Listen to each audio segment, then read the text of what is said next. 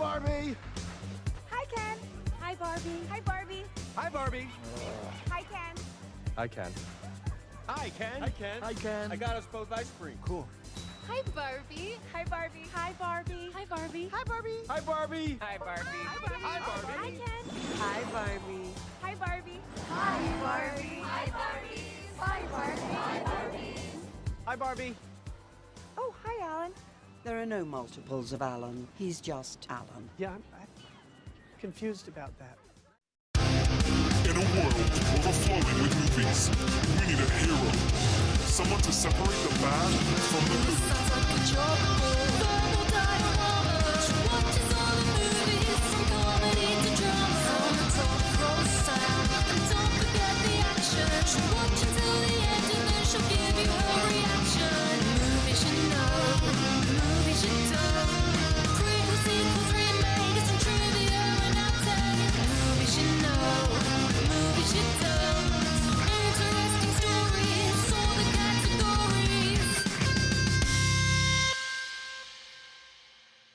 Hi Barbie, hi Barbie, hi Barbie, hi Ken.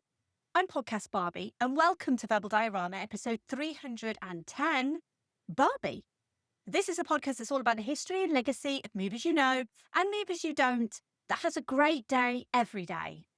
Ken only has a great day if I look at him. Welcome to Verbal Diorama, both long-term, long-distance, low-commitment, casual, brand new listeners to the podcast and long-term, long-distance, low-commitment, regular returning listeners. Thank you for being here. Thank you for choosing to listen to this podcast. I'm so happy to have you here at both Barbie's Dream House and Ken's Mojo Dojo Casa House for the history and legacy of Barbie. And like I say, huge thank you if you are a long-term, long-distance, low-commitment, casual listener who does listen to this podcast on the regular and has continued to listen to and support this podcast over the last 6 years and over 300 episodes. It means so much to continually have your support. Podcast Barbie has a great episode every episode. So this month on the podcast, I've wanted to focus on female-fronted movies, started with Black Widow and then Red Sonja and now Pink Barbie or just Barbie. Barbie can be anything, so women can be anything. Black Widow was a superhero, Red Sonja was all fantasy and swords and sorcery, but both kicked ass while looking great. Barbie is decidedly less violent, although she does punch a guy in the face for touching her inappropriately, and somehow she's the one that ends up arrested, and the guy does not. But in Barbieland, the Barbies are in charge, and the Kens, well, they're just Ken. Honestly, I have nothing big planned for this episode.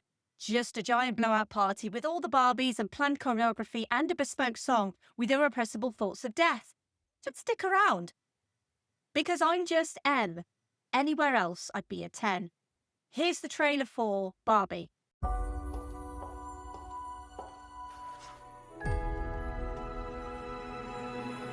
Hey, Barbie. Can I come to your house tonight? Sure. I don't have anything big planned, just a giant blowout party with all the Barbies and planned choreography and a bespoke song. You should stop by. So cool. You can find me under the lights, diamonds under my eyes. This is the best day ever. It is the best day ever. So is yesterday, and so is tomorrow, and every day from now until forever. Do you guys ever think about dying? When my heart breaks, Some things have been happening that might be related. when my world shakes. Cold shower, falling off my roof, and my heels are on the ground.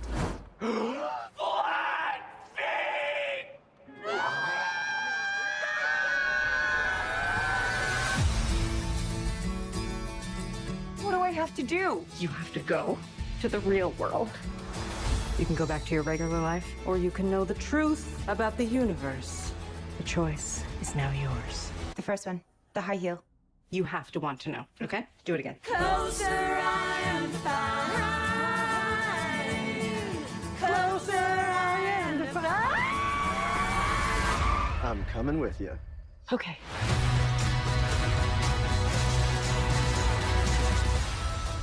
Wow, this is the real world. What's going on? Why are these men looking at me? Yeah, they're also staring at me.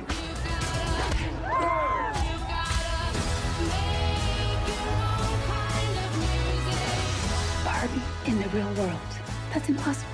If this got out, this could mean extremely weird things for our world.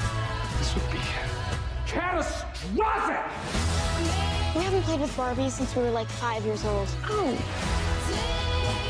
No one rests until this doll is back in a box. Even if nobody else sings along. Humans only have one ending. Get that Barbie! Ideas live forever.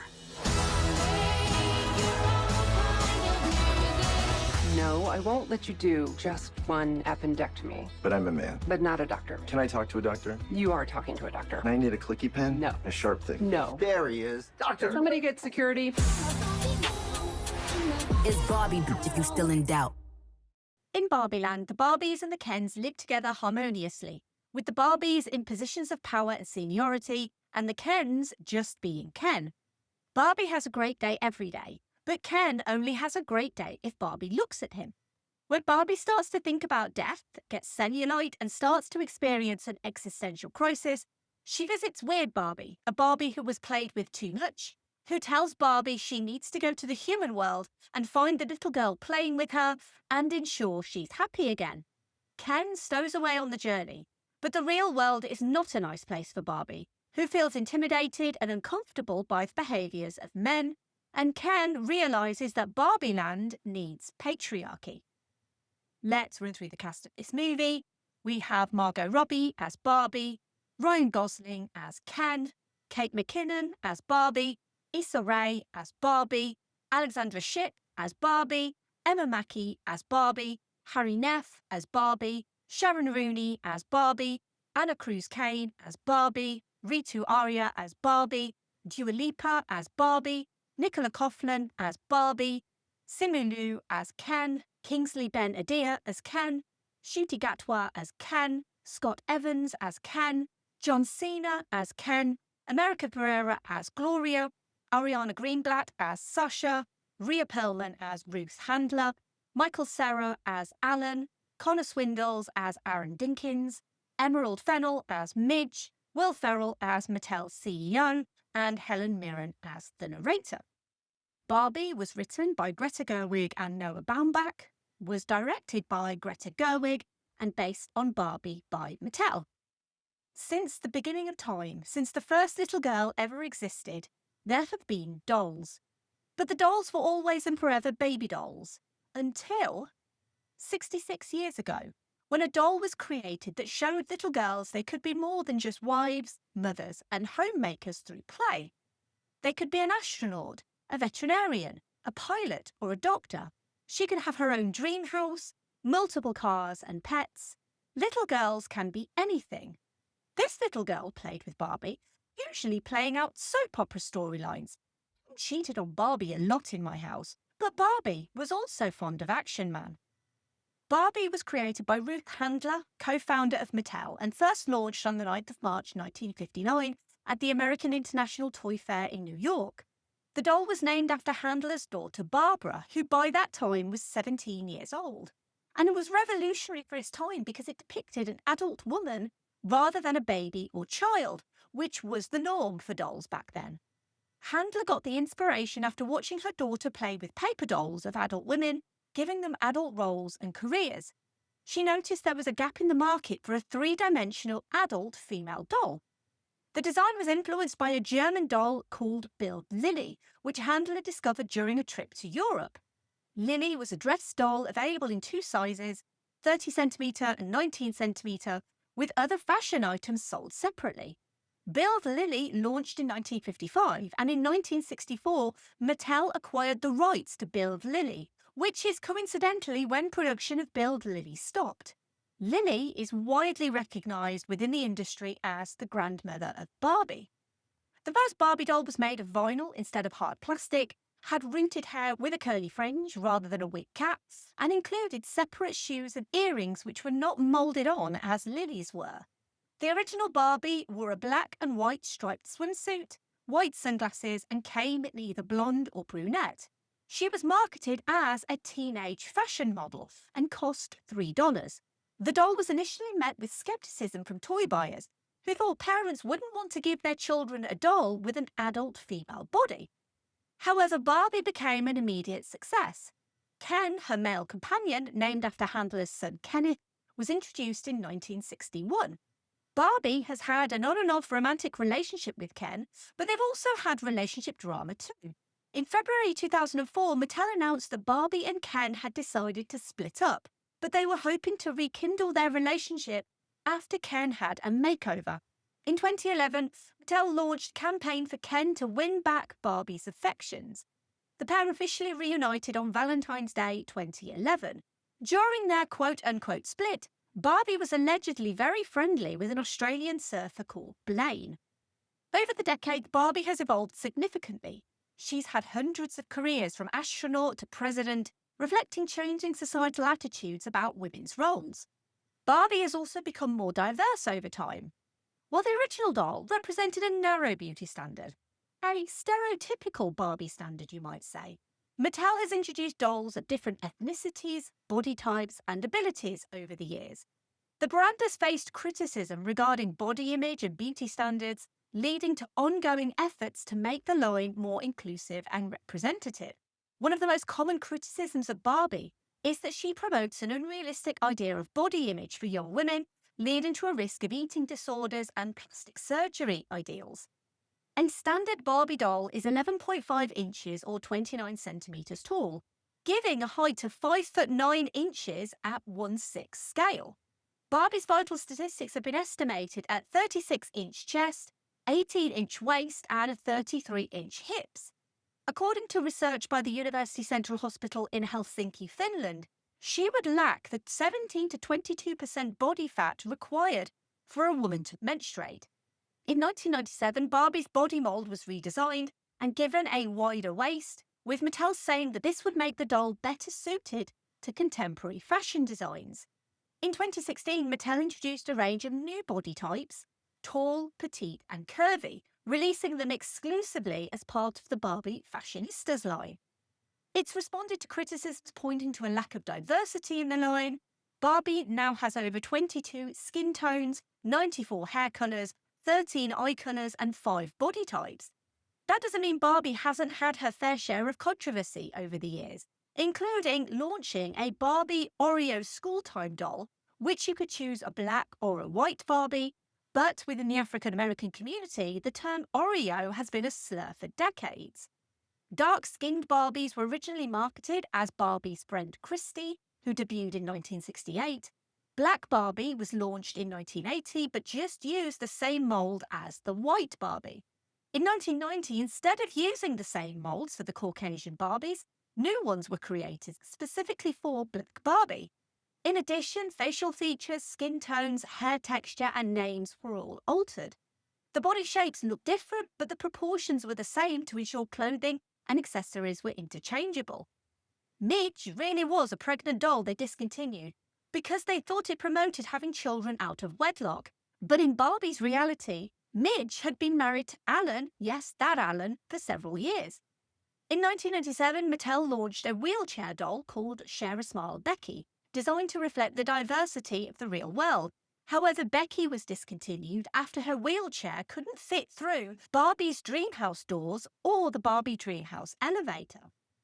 In May 2022, Mattel launched the first ever transgender Barbie, modelled on Laverne Cox, and in 2024, Mattel expanded its Barbie line to include dolls representing individuals with Down syndrome and vision impairments. Richard Dixon, who left Mattel in August 2023, and Lisa McKnight, Mattel's Executive Vice President and Chief Brand Officer, oversaw the decisions relating to Barbie for a movie. They had evolved Barbie over the previous 10 to 15 years as a character, transforming her to be more relevant to modern society and culture, as well as McKnight launching the Barbie Dream Gap project in 2018 to positively impact the lives of over 25 million girls by levelling the playing field for girls and women. And Mattel being so willing to poke fun at itself in a Barbie movie was considered an extremely risky move. This was the first time Mattel had allowed Barbie to appear in live action instead of just in animation. And I think we should all remember how risk-averse they were to have her cameo in Toy Story in 1995. The potential was there for financial ruin if this movie had failed. The template was there though, because 9 years before Barbie, the Lego Movie had been a critical and commercial success in 2014. It was proof that a toy line could be adapted into a successful movie. But the Lego Movie also inadvertently set such a high bar for what a toy movie could achieve that earlier attempts to make a Barbie movie struggled to match the creative ambition of the Lego Movie. The earliest known attempt to adapt Barbie was in 1986, when Canon Films attempted to get a movie version that, quote, shows her owner that all her dreams can come true, unquote, to life. This was decades before Mattel became more strategic about their film licensing. Mattel signed a partnership with Universal in 2009 to make a Barbie movie, with Lawrence Mark set to produce, with Rob Hudner, the VP of Entertainment for Barbie, and Richard Dixon, the same guy I just mentioned, set to executively produce. The project stalled in development without ever moving beyond initial discussions and rights agreements. In April 2014, Mattel teamed with Sony Pictures to produce a new film which would have Jenny Bix writing the screenplay and Laurie MacDonald and Walter F. Parks producing.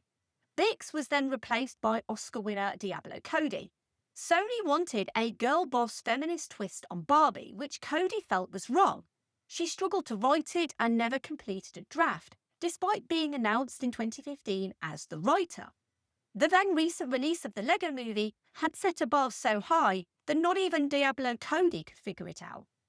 Sony ordered further rewrites by Lindsay Beer, Bert V. Royal and Hilary Winston, who submitted separate drafts. Winston's screenplay was chosen and Amy Schumer joined the project in 2016. In Winston's screenplay, Barbie would be kicked out of Barbieland for not being perfect enough and would go on an adventure in the real world before returning with the realization that perfection comes on the inside, not the outside. Schumer would then rewrite the script with her sister Kim Caramelli.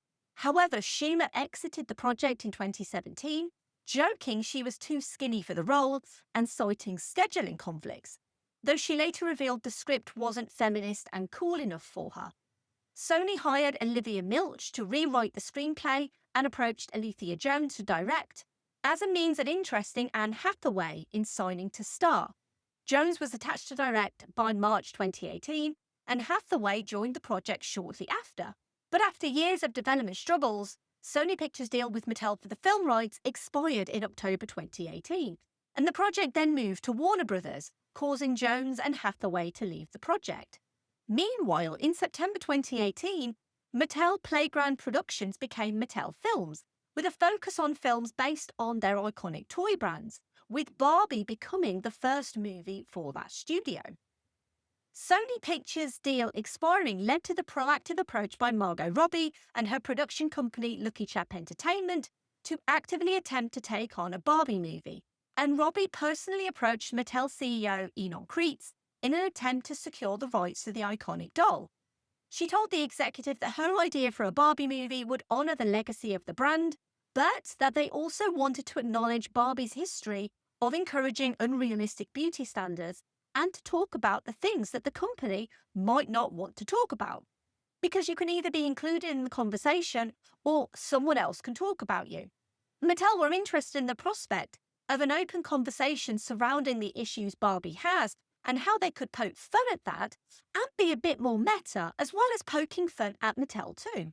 Women being at the foundation of the company, because there was a female CEO in the 90s and then another one at some point. So that's two right there. Jill Barrett was CEO from 1997 to 2000.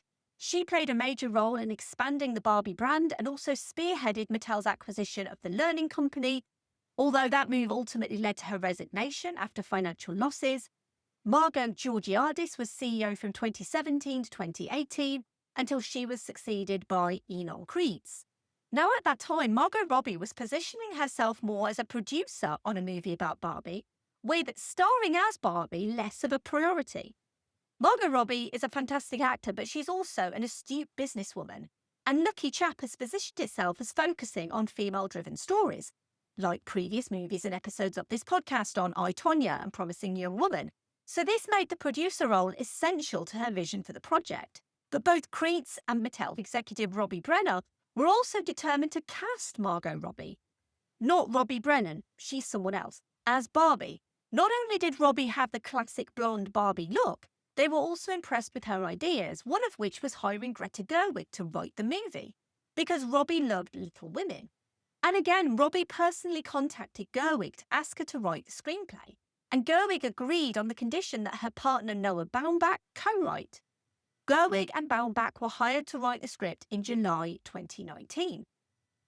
While Gerwig was Robbie's first choice for director, she wouldn't sign on to direct for 2 more years, but in the meantime, Gerwig knew who Barbie was. In her first draft, she wrote that Barbie was Margot Robbie, and Margot Robbie was officially cast as Barbie in July 2019. Gerwig and Baumbach were given complete creative freedom on Barbie and worked on the screenplay during the COVID lockdowns. Gerwig's mother had discouraged her from playing with Barbies as a child, but eventually relented, and Gerwig was fascinated on how humans create dolls that imitate humans. And what does that mean existentially? But Margot Robbie isn't one to rest on her laurels, and she also personally pitched the movie to Warner Brothers, comparing it to Jurassic Park, what the sort of bold, brave idea with a visionary director could achieve. And this movie was going to be a Barbie movie, but also about gender roles, feminism, identity, the deconstruction of perfection, traditional gender stereotypes and how harmful they can be, the pressures women face, and the often contradictory ideals they're held to, but mostly the patriarchy, the existentialism, and the capitalism. Barbie's animation history in movies has been long and fairly fruitful. She starred in no less than 44 animated movies from 2001 to 2025, as well as several animated TV series, specials, short films, and as well her appearances in Toy Story 2 and 3. But this would be Barbie's first time in live action. Margot Robbie's stereotypical Barbie lives as one of many Barbies populating Barbieland. And also cast as Barbies include Issa Rae as President Barbie, Harry Neff as Dr. Barbie, Sharon Rooney as Lawyer Barbie, and Anna Cruz-Cale as Judge Barbie. Dua Lipa also cameos as Mermaid Barbie, as well as appearing on the soundtrack, which I will come to a bit later. Ryan Gosling was cast to play Beach Ken, whose only job is beach. Gosling's announcement as Ken had a few articles stating that he was too old to play him, which is interesting because it's usually women who are too old to play a character in a movie. Beach Ken has a menagerie of fellow Kens, including rival Ken, Simu Liu, who did backflips during dance rehearsals, and this was subsequently incorporated into the film, sparking jealousy in Gosling's character and leading to the rivalry that plays out. We never get to see them beach each other off, though, unfortunately. But this is a movie about Barbie, not Ken, and so most of the Kens are merely just background, including some of Britain's best up-and-comers like Kingsley Ben-Adir and Ncuti Gatwa, who found out he was cast as Doctor Who during filming of Barbie. John Cena agreed to a cameo as Merman Ken after running into Margot Robbie during filming in London. Cena was filming Fast X at Leavesden Studios at the same time as Barbie was filming at the same studio. Robbie asked him to be a merman and he agreed. Principal photography on Barbie began on the 22nd of March 2022 at Leavesden Studios and wrapped on the 21st of July. They also famously filmed on location at Venice Beach Skate Park in Los Angeles. Greta Gerwig opted to use filming techniques from the 1950s to create a period-accurate look, including for in-camera special effects. Barbieland's production design is the stuff of pure Hollywood escapism and fantasy, a soundstage of dream houses painted in hyper-saturated colour. There are no laws of nature, no gravity, but there is the air of playtime. Margot Robbie's stereotypical Barbie drinks from an empty cup, bounces off of plastic water, brushes her hair with an oversized fake brush, and floats from her top-floor bedroom down to her car on the street, as if carried by invisible hands. Sarah Greenwood is the production designer and Katie Spencer, the set director. They've been nominated for 6 Academy Awards each, and they were pivotal to making Barbieland look like Barbieland. Taking inspiration from Barbie's history, as well as mid-century Palm Springs and Old Hollywood, Greta Gerwig would dub Barbieland authentic artificiality. There is CGI in Barbieland, but it's used very sparingly, and never on the set itself. It is a complete set with painted backdrops, and Barbieland comes with its own set of rules. There's no black, no white, no chrome, no physical elements like sand, water, or fire, no electricity or wind. Barbie's world exists as if it were for a child. Her wardrobe has plastic wrap over it, and outfits magically appear on Barbie and for Barbie. Proportions for the set echoed an actual Barbie dream house, where Barbie is just a tiny bit too big for her furniture and cars. They reduced everything in size by 23%. Barbieland was built across 7 different stages at Leavesden, the largest of which was 250 foot long, 140 foot wide, and 50 foot high. Barbie's dream house is a reinterpretation of Richard Neutra's 1946 Kaufman House, the property that defined Palm Springs' modernist design, but with a crucial difference because the dream house has no walls or doors. Because children don't walk their dolls down the stairs, they pick them up and move them, hence no doors. The skyline of Barbieland was a 250-foot long, hand-painted bubblegum blue skyline of the San Jacinto Mountains. Set design was also inspired by the photography of Slim Aarons, who took photos of socialites and celebrities, with his work principally appearing in Life, Town and Country, and holiday magazines. He shot his most praised photo in California, which is called Kings of Hollywood, a 1957 New Year's Eve photograph depicting Clark Gable, Van Heflin, Gary Cooper, and James Stewart relaxing at a bar in full formal wear. And there's a lot of pink in this movie. Barbie made headlines during the pandemic when it was reported that global supply of pink paint was running out. It wasn't just Barbie.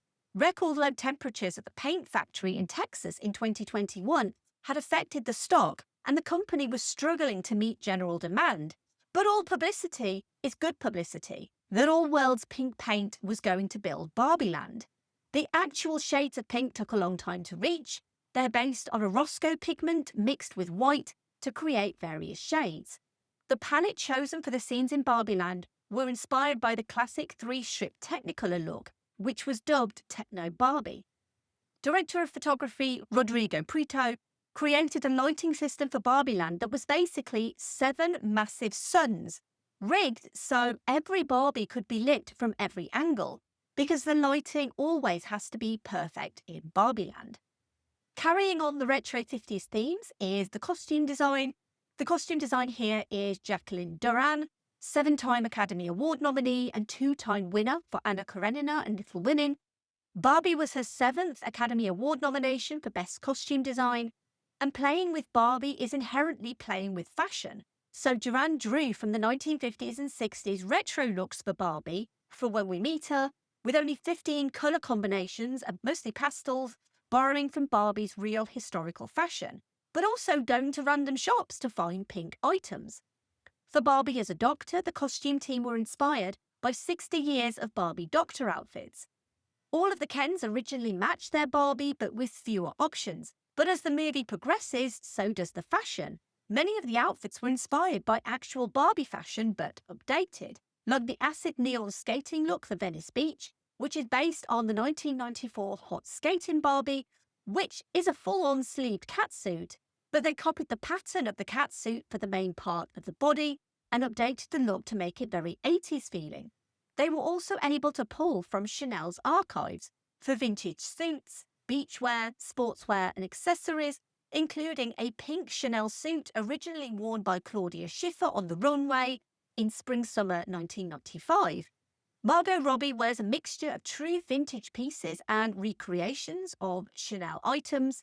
The ski suit Barbie wears in the travelling scene is vintage Chanel, but they didn't have a male version for Ken, so Chanel kindly made one specifically for Ryan Gosling. And a movie with such lavish costumes warrants a cameo from costume royalty.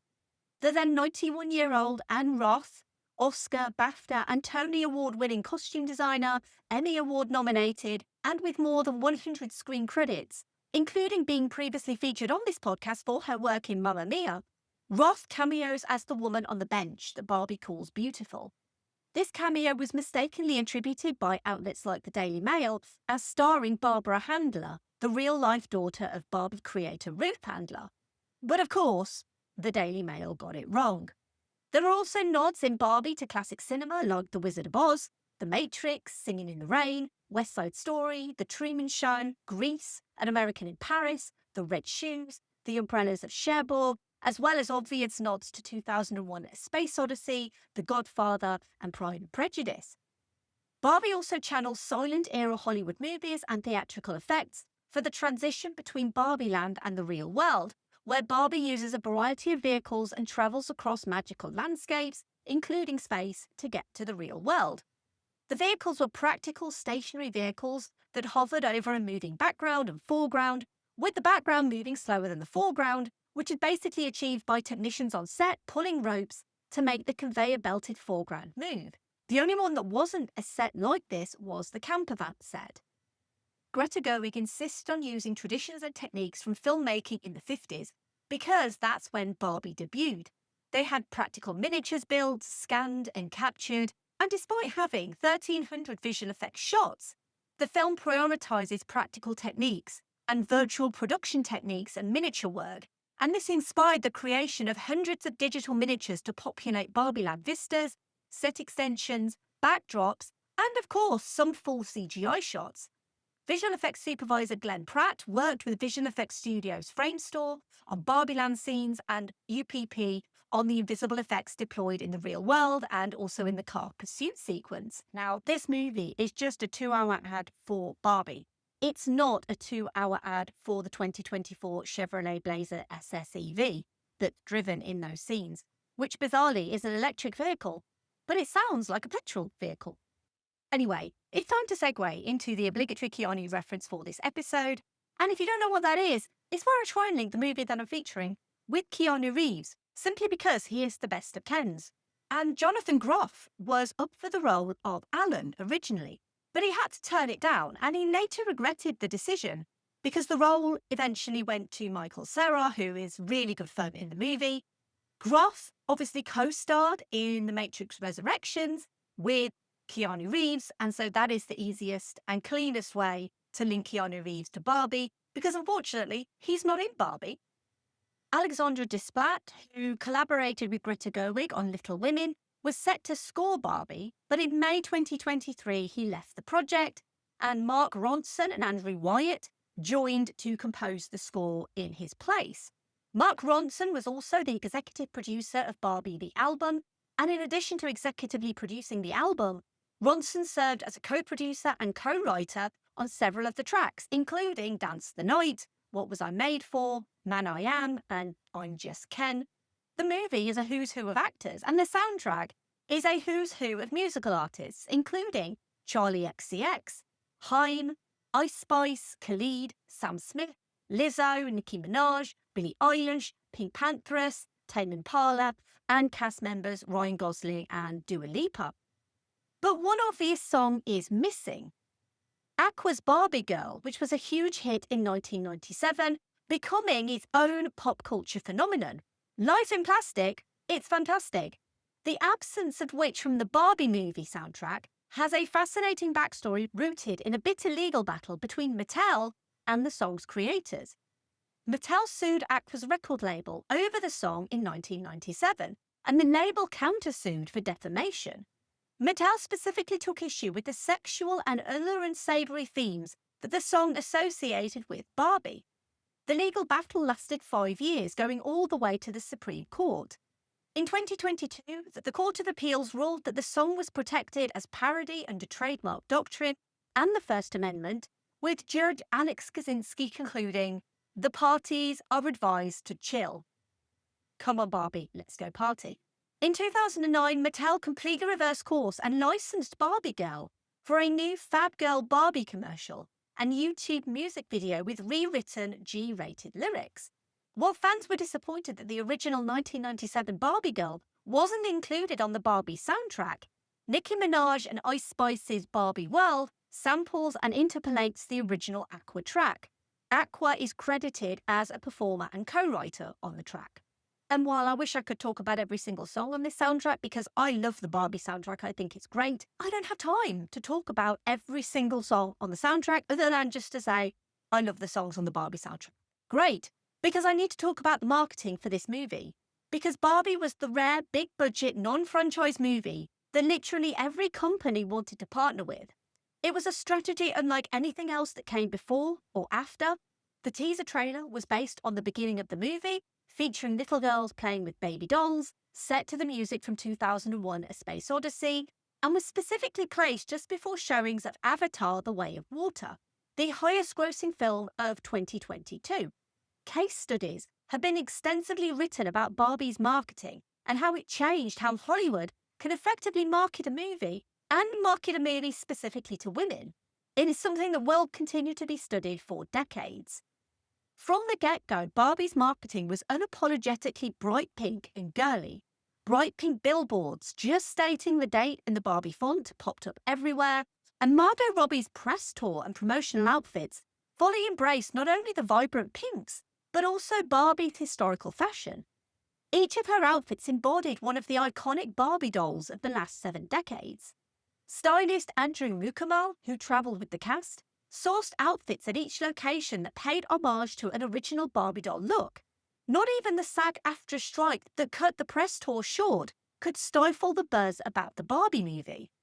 The strike meant some looks didn't get their moment to shine, so Andrew Mukamal and Margot Robbie would end up collaborating on Barbie The World Tour, a coffee table book containing all the planned looks, including never-before-seen photos, referencing intended looks by Givenchy, inspired by Gay Parisienne Barbie from 1959, which was intended for Berlin, Carolina Herrera, inspired by movie mixer Barbie from 2007, intended to be worn in New York, and Miu Miu, inspired by Evening Splendor Barbie from 1959, intended for Tokyo. The cover of the book has Robbie laid out like a Barbie in a box, wearing the Claudia Schiffer Chanel suit, also intended to be worn in Tokyo.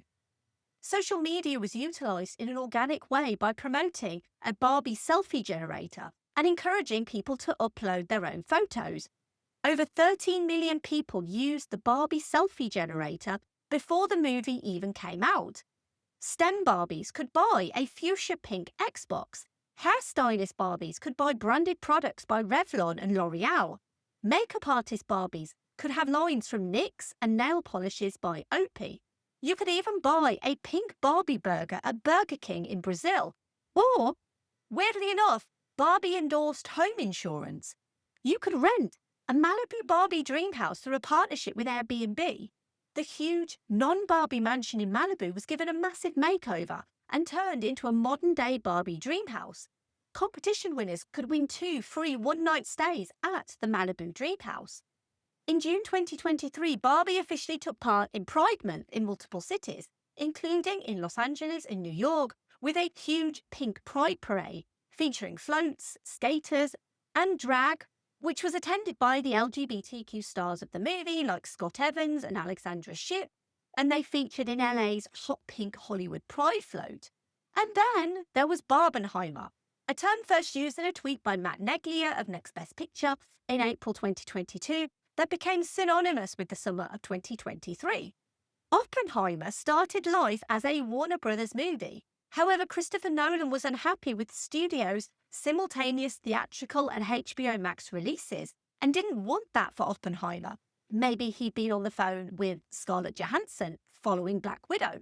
But nevertheless, he left Warner Brothers and he'd worked with them since 2002. And he took Oppenheimer to Universal, who agreed to Nolan's terms, which included a production budget of $100 million, an equal marketing budget, an exclusive theatrical window ranging from 90 to 120 days, 20% of the film's first dollar gross, and a 3-week period both before and after the opening in which Universal could not release another new film.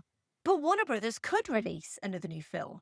And their planned release of Coyote vs. Acme on the 21st of July 2023 would instead become their planned release for Barbie, the same date as Oppenheimer, and allegedly, Nolan's disagreement with Warner Brothers was cited as the principal cause of this decision.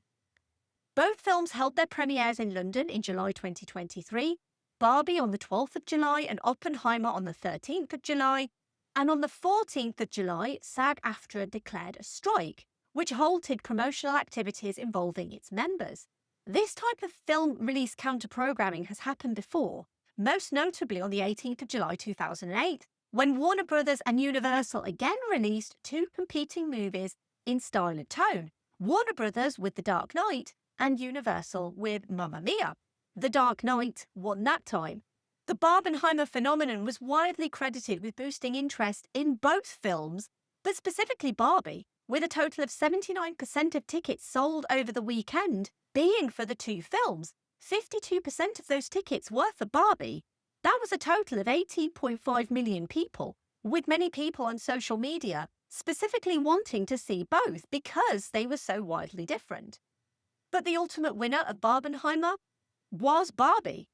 Barbie was released on the 21st of July 2023, immediately hitting #1 at the domestic box office, with Oppenheimer taking second place. It would stay at #1 for 4 weeks before it was dethroned by Blue Beetle in its 5th week, and even then Blue Beetle only grossed $2.5 million more in its first week than Barbie did in its 5th week. Barbie would stay in the top 10 for 11 weeks. The release of Barbie was controversial throughout the world, though. There was controversy over the alleged appearance of the 9-dash line, a depiction of the South China Sea from the Chinese perspective, in the film, and Vietnam's Film Censorship Authority banned the film for allegedly displaying such lines. In contrast, the Philippines requested that the lines in question be blurred.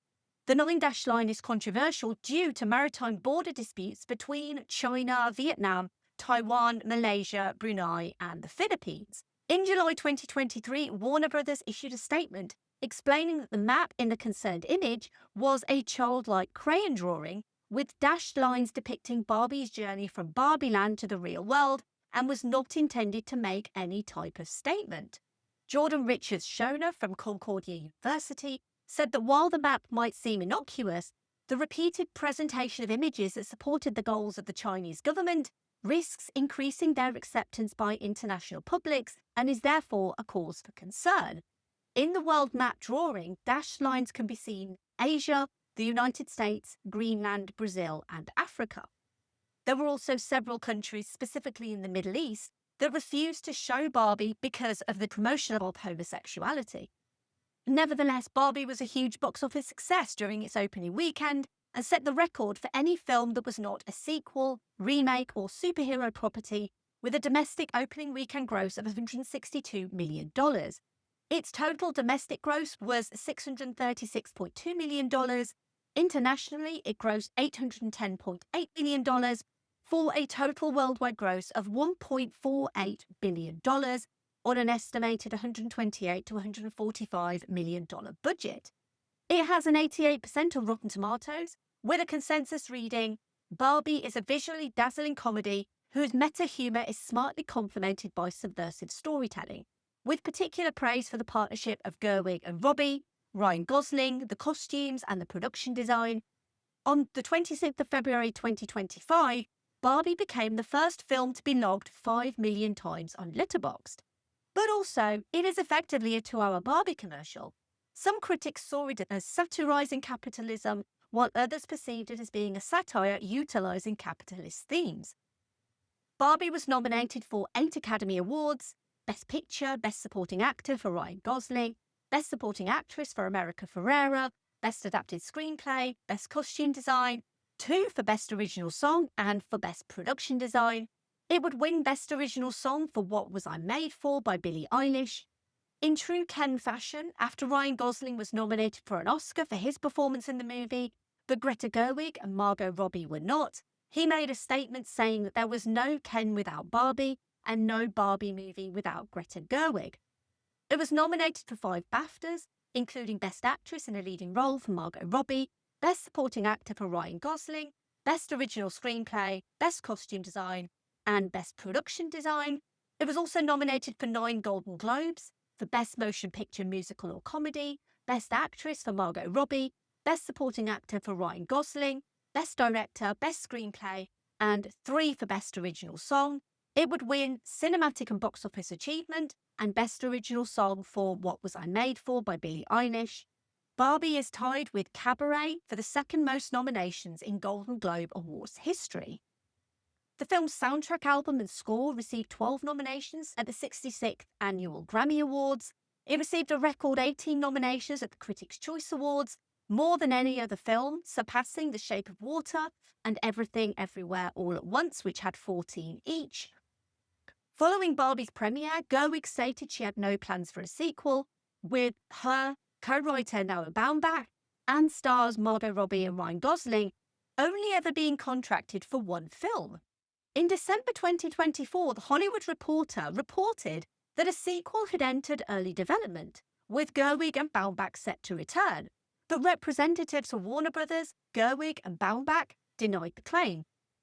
There will, however, be a new Barbie animated movie from a deal between Mattel Studios and Illumination, which was announced in July 2025, for a new theatrical animated Barbie adventure, this time distributed by Universal Studios.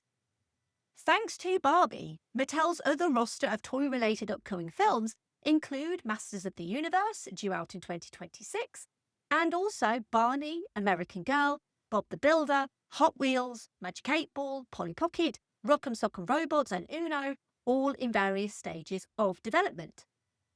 Barbie is not a perfect movie, but it's at least trying to be more than just skin deep. A brand that, for so many years, had an unattainable level of perfection and beauty at its core, has a movie that actually takes that perfection and rips up the rulebook. Barbieland initially represents the idealized feminist realization of women holding all positions of power and gender-based limitations being eliminated. It celebrates women's capabilities and the importance of female empowerment and self-determination. It also critiques certain aspects of contemporary feminism. It shows how even well-intentioned feminist spaces can exclude or marginalize others. The Kens in Barbieland are essentially decorative accessories with no real agency or purpose. Even characters like Midge and Alan are excluded from Barbieland to a degree. The film also gently mocks feminist rhetoric and the impossible standards that can emerge from girl boss culture.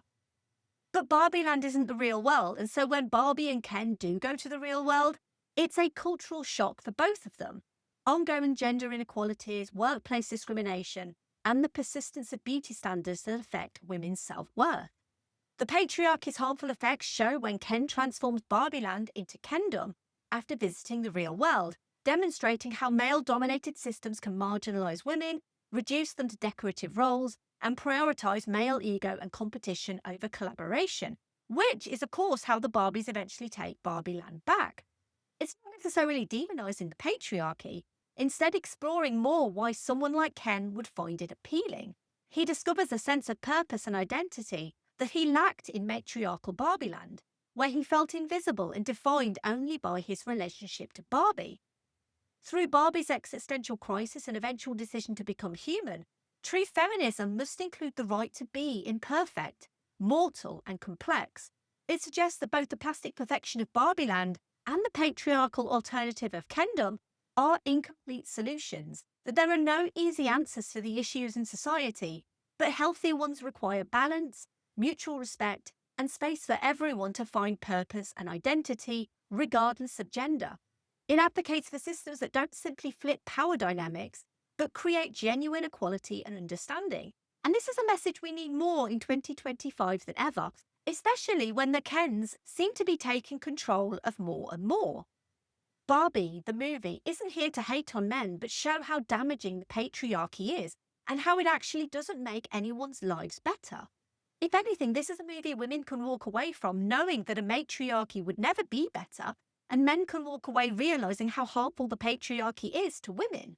Women will have their existences validated, and men will hopefully understand those experiences. I love this movie for its beautiful production design and costumes, for its soundtrack, for its performances, but also for making me feel seen. I do think Barbieland could have been more inclusive and diverse, because most of the Barbies and Kens we do see in the background or in the dance numbers, we just get fleeting moments of. Apparently Bowen Yang, Dan Levy, and Ben Platt were all considered to play Kens, and a cameo by Olivia Colman was cut. She would have been a rival narrator against Helen Mirren, and I would have loved that. Margot Robbie is really everything. She is the perfect Barbie in every respect. But as a producer, I really think she is everything. I've been a huge fan of her work for ages. She's out there doing great things as Producer Barbie, and I don't think she'd mind being referred to as that. Ryan Gosling is really terrific in this movie, as the eye candy for a Barbie that just isn't interested, and the bringer of patriarchy and as the downfall of patriarchy. He just plays this Ken who is so insecure, doesn't know who he is or who he should be without Barbie. He has his Mojo Dojo Casa house, but he's still so miserable because there is no Ken without Barbie. But his realization that he is Ken is just so great. The idea that kids are playing with the Barbies and Kens makes so much sense that Ken doesn't understand what staying over because your girlfriend and boyfriend actually means. To be honest, when I found out patriarchy wasn't just about horses, I lost interest too. Greta Gerwig, given the ability to do so, has made something audacious, unrestrained and flamboyant, a cinematic event that there hasn't been in some time, a wholly crowd-pleasing, brightly coloured, layered look at life through the eyes of Barbie. Where else would you see a depression Barbie? The patriarchy being described as men mansplaining The Godfather, a movie that doesn't care about setting up a wider universe, but just commenting on the one we currently have. In a Hollywood of playing it safe, prioritising sequels, Barbie could have just been another cookie-cutter adaptation, but not under Gerwig's fierce direction of what she wanted Barbie to be.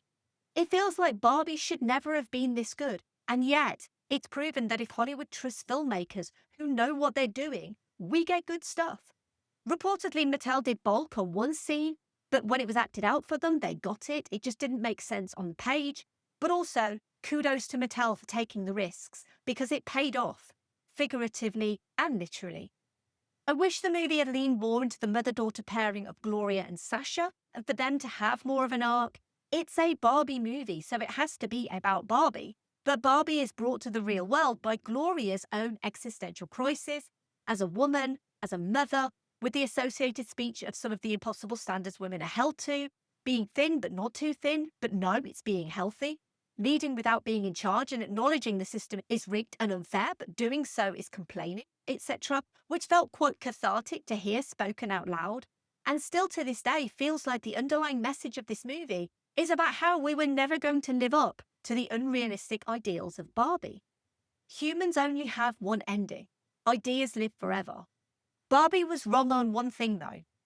Our mothers didn't just stand still. And not just our mothers, but our mothers, our grandmothers, aunts, and all women have never stood still. They stood up. They gave women the right to vote, gave us the right to own property, and to be more than just owned by men. But what is true is that their daughters have come so far. It is a profound line, but it's just not true. Not to my experience. Women could never stand still. Women have had to give up a lot to become mothers, and still do, but they don't stand still. Barbie stood still and stands the test of time to embody our hopes and dreams, so we as little girls could see ourselves as whatever we wanted to be, to find what we were made for, to grow up and make the world better for future girls and women.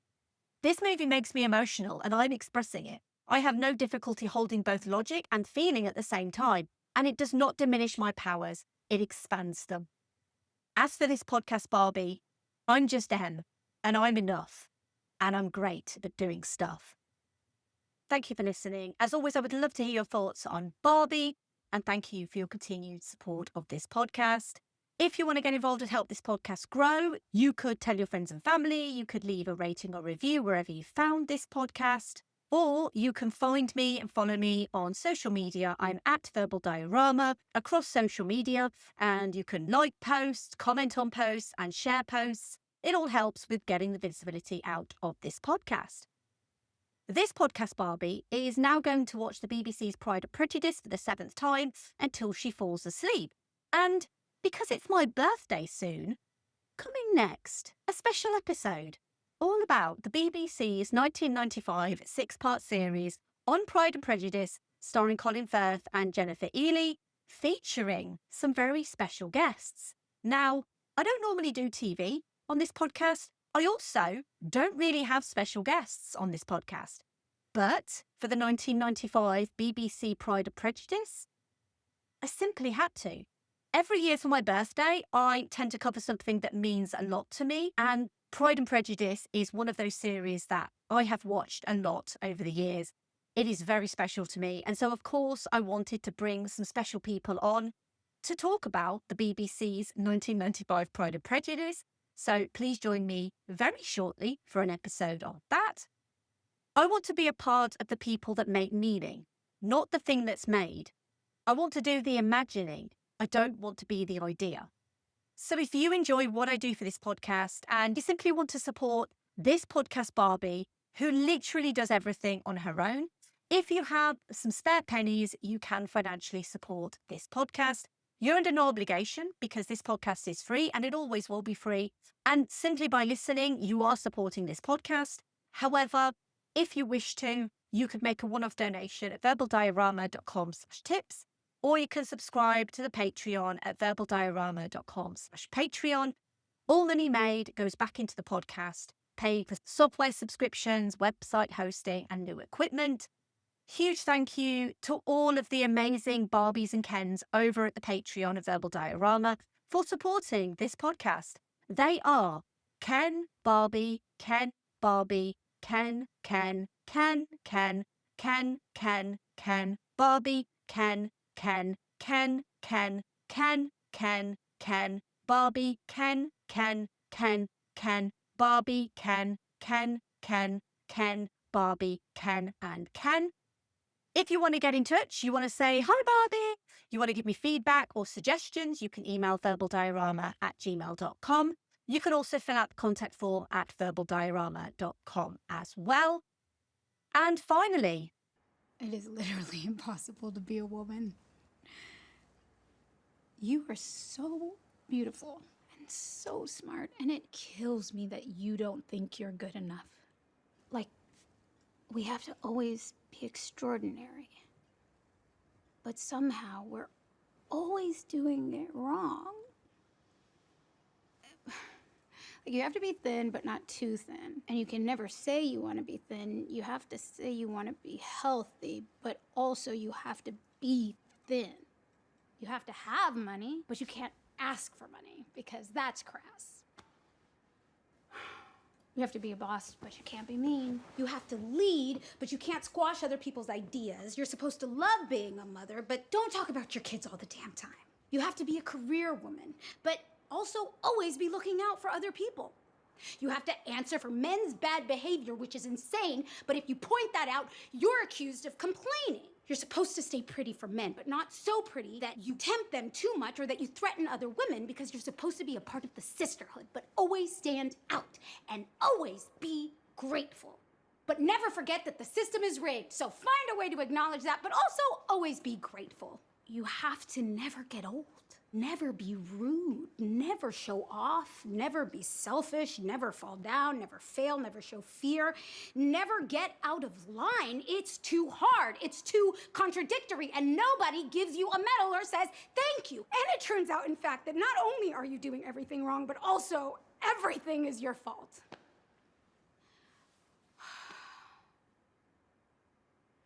I'm just so tired of watching myself and every single other woman tie herself into knots so that people will like us. And if all of that is also true for a doll, just representing a woman, then I don't even know. bye, Barbie. Bye, Barbie. Bye, Barbie.